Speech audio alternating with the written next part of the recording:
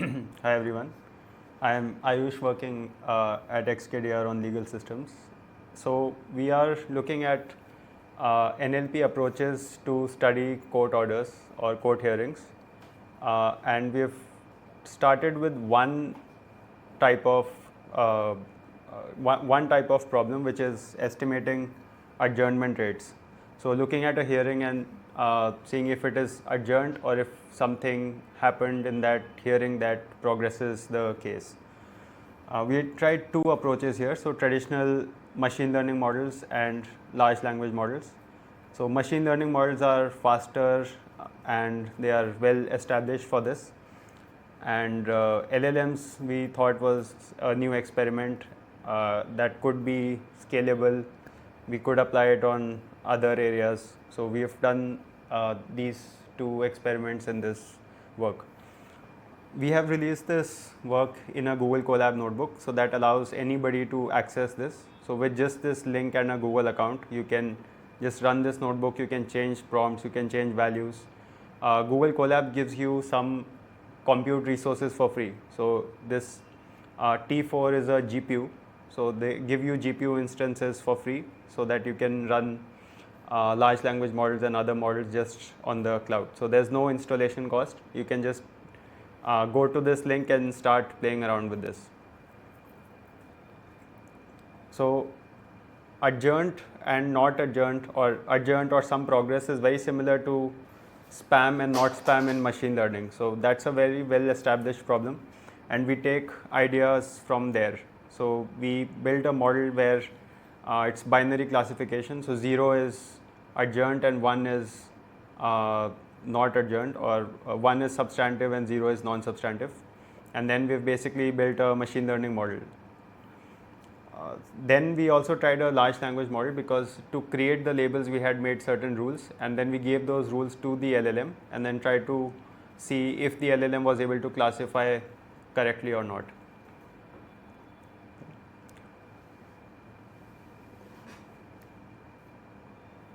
So this needs certain packages and importing those, and all of that is done when you run the notebook. You can also just scroll through the notebook because the cells are already run, you don't have to run it again. But in case you want to run and change certain things, you are welcome to do that too. Yeah, so we've looked at only 3 courts in this case, and even within those courts, we've looked at certain types.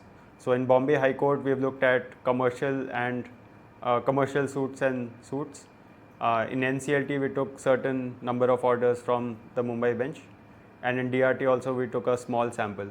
So we just take this small sample and we have manually labeled each order as substantive and non-substantive, and that exercise is done so that we can test our model and also train the ML model. So to classify, we first made certain rules. So first, they are classified as adjourned, procedure, disposed, for orders, or miscellaneous. Once that classification is done, then they are classified as substantive and non-substantive. So for example, let's look at this order. So it says matter is taken up through virtual hearing, heard the arguments, and reserved for orders. So the heard for arguments makes it a substantive hearing. Similarly, let's look into a non-substantive one. Yeah, so let's see this one. The matter is taken up through virtual hearing, and it just says submit a hard copy and we'll hear it on this date. So that makes it non-substantive because nothing has happened in this hearing that progresses the case. So you can see other examples also. Now on this notebook, we have made a small database where we have stored all these orders. This is downloaded and then you can load it in a table. So we have the blobs of the PDF, which is the bytes, the PDF name, and the label, the code. The PDF name will be used to train the machine learning models and then test, and then for the LLMs, they'll just be used to test. Okay, so we first do some find some summary statistics.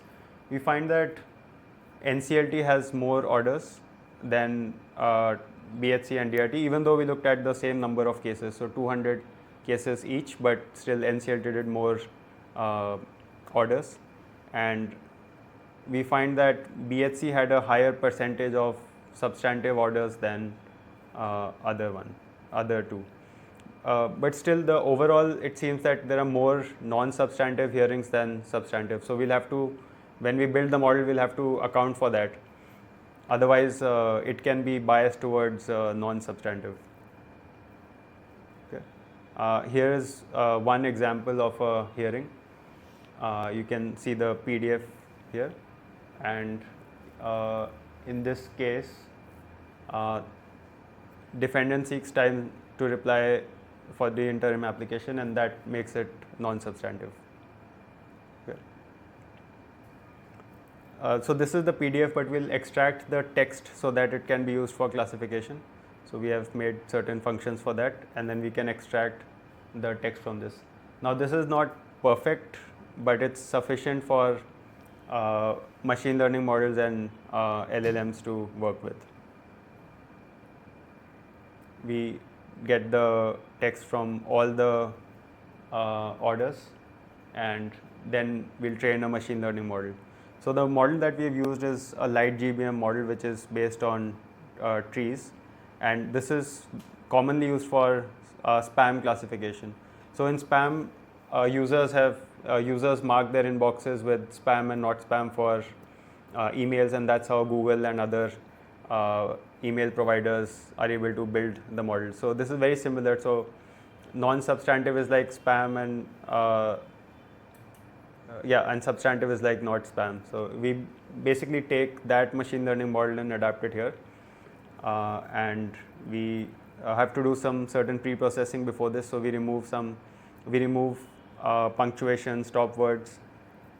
We remove some other strange characters that may not be helpful for which may not be helpful for the classification. Okay. We do one more step before we build the model, which is downsampling, because I had said that there are more non-substantive orders, and we have to balance for that. Otherwise, the model will be biased towards predicting non-substantive. So we've downsampled that as well. And then we okay, so the model can't see text, right? It can only see numbers. So this step converts text into numbers based on frequency, and this step of n-gram range makes sure that you can see two words at once like a phrase. So if it is not adjourned, it can see as not adjourned, and it also sees as not an adjourned. So it's not it doesn't miss the case where something can be the opposite just because there's a not in front. So this essentially converts text into numbers, which can be used for machine learning. Okay. We make a 80-20 split. So 80% is used for training and 20% is used for test, and then we built a model. So this is the light GBM model. This is the kind of very basic traditional machine learning model, and we find that it's about 89% accurate in predicting if an order is substantive or non-substantive. These numbers are also important. So this means that if an order was non-substantive, the model predicted non-substantive 87% of the times, and if it was substantive, it predicted substantive 92% of the times. So these are also quite important to see if there's a bias or not. Can something like be used to whether a document is order or a judgment? What, Pavithra? An order or a judgment. So order is a smaller one. Judgment is a larger one. This is a question to you. I know, but I don't know the distinction between the order and judgment. Everything you saw was an order, what we did. Judgment is the final, the page, those that run if for it was 15 pages, right? The last order basically is a judgment. So we may not need the machine learning model for that, right? So I think it's just, we can just get that from the database itself. Okay, yeah, no worries. I think it's just in the database, we can just get the last order, and I think that should correspond to the judgment, and we may not need a machine learning model. But yeah, in case there's some other application that you can think of where it's a binary or there are certain number of classes, then that's a case. Even if, let's say, we don't have the database information about if it's a judgment or order, this could be used to tell if it is a judgment or order. Yeah, so this is 89% accurate, and these numbers are also okay, right? There's a slight bias towards substantive, but I think broadly it is fine. An advantage with this is that it was really fast. So model training and model predictions took barely a second. So this is this was the kind of time scale that we're looking at. It's not even a second, and this is quite important. Suppose you want to do this for 50,000 orders, 100,000 orders, then such a model can be used to do things at scale. Now we try large language models, and the idea is that then we don't need any training data. So right now we have trained only on Bombay High Court, DRT and NCLT, and that model could predict well on those data sets. Perhaps it can do well on other ones also, but there's no proof of that. If you use LLMs without any training, then maybe the same rules can apply on other data sets. So that's the experiment that we have done, and we have tried to run the LLMs locally. So instead of using OpenAI or some other service, we have hosted the LLM on the Google Colab notebook, and if you have, you can do it on your computer also. If you can download the notebook from here and just run it locally, but you can. So we have done it on Google Colab, and we've chosen a relatively smaller model, so 27 billion parameter GEM-R2 model. If you want, you can also try OpenAI or Grok or other services, and they would provide larger models, but I thought this was decent enough. So it is quite simple to set up a local LLM now, and this is the prompt that we'll give to the LLM to classify. Now this is based on the rules that we use to create the labels in the first place. So these rules were given to interns and lawyers to make the labels in the first place, and we just turned these rules into the prompt, and then we'll see how the LLM does.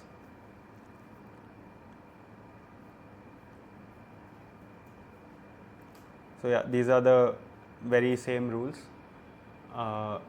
It first classifies into these 5 categories, and the next step is to classify as substantive and non-substantive based on which categories it falls into. We have set a seed in the LLM, so if you run this notebook again, you'll get the same answers. And yeah, finally we test it on the same 20% test sample that we used for the machine learning model, just so that it's a like-to-like comparison. And you'll see that for 268 orders, it took 9 minutes and 20 seconds. So that's the downside, that it's very flexible. We didn't need any training data. We just gave some prompt. And then this is universal, right? It can apply for other courts also. But it takes 9 minutes, 23 seconds. Then we also find that it's slightly less accurate than the machine learning model. So it's 84%. And we also find the recall values are fine, but it's biased the other way. So the machine learning model had a higher recall for substantive. This one has a lower recall.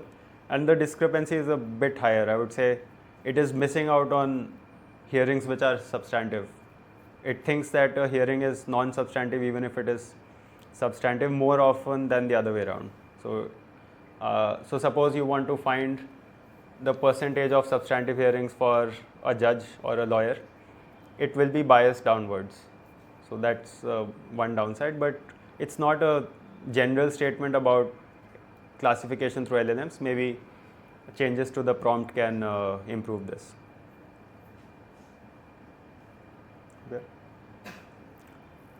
So that's the summary, that large language models don't need the training data. They are more flexible. They could be applied to other courts, but they take a lot more time, and they are less accurate than machine learning models. But for machine learning models, we'll have to make training data for each and every court, and that is obviously time consuming for lawyers and resource intensive, but it is more accurate and fast. So that's the experiment that we have done, and we are going to expand this to other domains. So we have also started work on disposal type. There we have just tried large language models. So we've had a prompt, and then we just have test data, and we are testing the disposal type. And there'll be other use cases that will follow, but this was the first experiment, and we thought this particular case was easier because there are just two classes, substantive and non-substantive, and we have reasonable familiarity with this. So we have a blog article on this before, but yeah, this is the very first work, and there is more coming.